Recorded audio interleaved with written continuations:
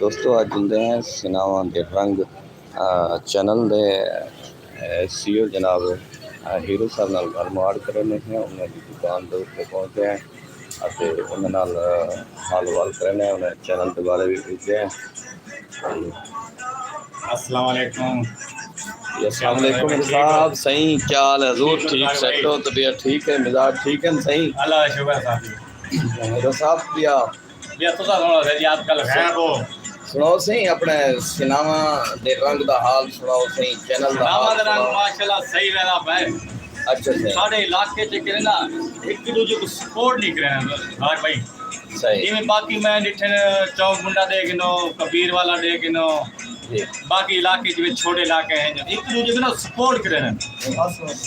साढ़े इलाके च पता नहीं मुनाफकत है वैसे मुजफ्फरगढ़ आदत है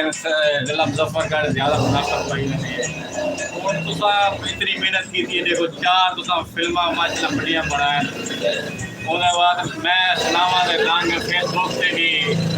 यूट्यूब से भी इतनी मेहनत की थी दिन रात मेहनत मैं की थी मगर मैं को उतनी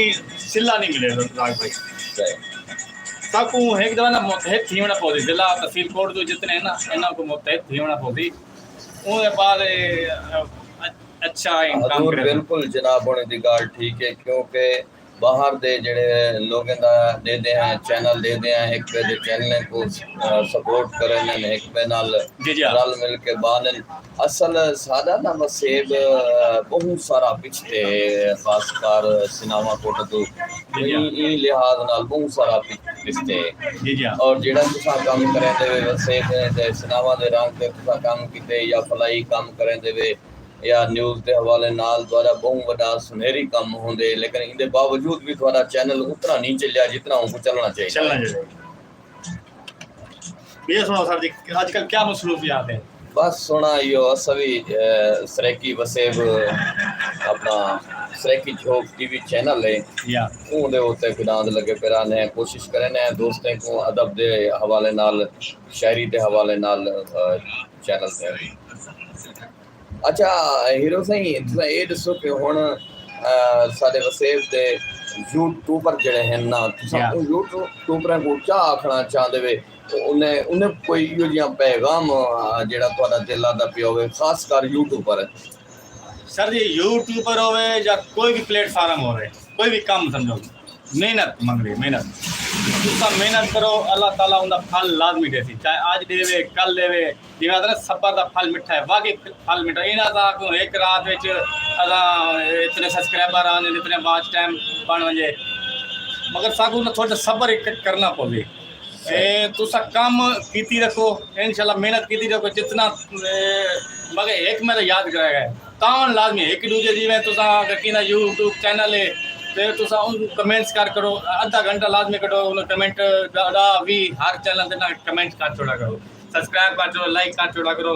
वो इंशाल्लाह थोड़े लाजमी सब्सक्राइब भी करे बाद टाइम में तो लाइक करे जिस मेरा तजर्बा है सही। बाकी एक दूसरी गाल ये है कि तुसा कोई एक टॉपिक रखो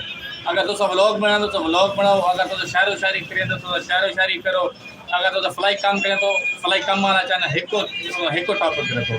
कि मिक्स करें ना उतो परेशान थी वञनि अजकल कहिड़ी आवाम मंगदी है फनी मंगदी है या ज़्यादातर ग्रामर्स खूबसूरती जाकू आदन खूबसूरती विच होवे ओ विच लिखा लो और मेरे ख्याल ज्यादातर मैं तो जेड़े हीरो भाई चैनल देखना व्लॉग चैनल बड़ा चलता है व्लॉग चैनल में बहुत सारे नौजवान माशाल्लाह साढ़े जिला मुजफ्फरगढ़ के बनाई पे वो लोग ये ना हमेशा जिमें मेरी जिंदगी उड़े दिन के तारक हीरो सवेरे उड़ते क्या काम करें क्या मसरूफियात है वो दिखावने पौधन वो टाइम मंगते कि जब ब्लॉग बनाना सवेरे कैमरा बाहर गिरते हो पर पूरी वारो कैमरा हाथ ही हो गया हर को दिखावनी पौंदी है सफ़र ते मैंने सफ़र दिखाना पौंदा है नमाज पढ़न जिमें जितनी होनी जिमें होंगी लाइफ होंगी वो पसंद वाकई लोग अच्छे पसंद की पाए मगर उन्हें वास्ते टाइम चाहिए टाइम के नाल कैमरा भी अच्छा होना रिजल्ट अच्छा हो आजकल के ना नौजवान या आवाम रिजल्ट मंगती है। हीरो भाई तुसा अपना खासकर सिनेमा के दोस्तों को कोई पैगाम जो सोशल मीडिया वाले को एक जिमें तुसा दसने पे आवे भाई चैनल को सपोर्ट करना चाहिए की हवाले नाल साढ़ा वैसे तहसील कोट मेरे ख्याल ऐसा कोई व्हाट्सएप ग्रुप या कोई गल नहीं ऐसा कि एक दूजे को सपोर्ट साकू एक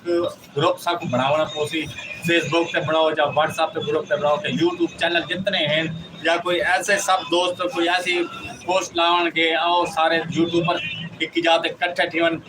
कोई दावत या तकरीब कोई होवे उनके बाद एक दूजे बाह बेली बनन इंशाल्लाह अस लाजमी कामयाब थी साकू इतनी मगर साढ़े इलाके तहसील कोट च बहुत बड़े बड़े टैलेंट पैन मैं डिठे चाहे अदब लिहाज चवन एक्टिंग लिहाज चवन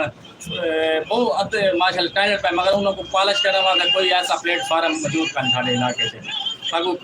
तुसा जिमें बड़ाई प्लेटफार्म बनाई प्रोडक्शन बनाई तुसा 4 फिल्म माशाल्लाह बढ़िया फिल्म दिते बदला दी जिंदगी दी बाकी मजीद फिल्म बहुत अच्छी दी फिल्म तुसा दिते लेकिन लोग दोबारा थोक भी अगते आने पहुंचे तुसा प्लेटफार्म तुसा बनाओ इंशाल्लाह नौजवान थोड़े नाल हो सन जी दोस्तों ये गल मान करने पे आसे सही सिनेमा दे रंग दे सीओ तारिक हीरो सही नाल ते वो अपना पैगाम दे पे हैं खूबसूरत गल करेंदे पे हैं वक्त इजाजत जिस अब्दुल रज़ाक ज़ैद को अल्लाह सोने के हवाले अल्लाह हाफ़िज़।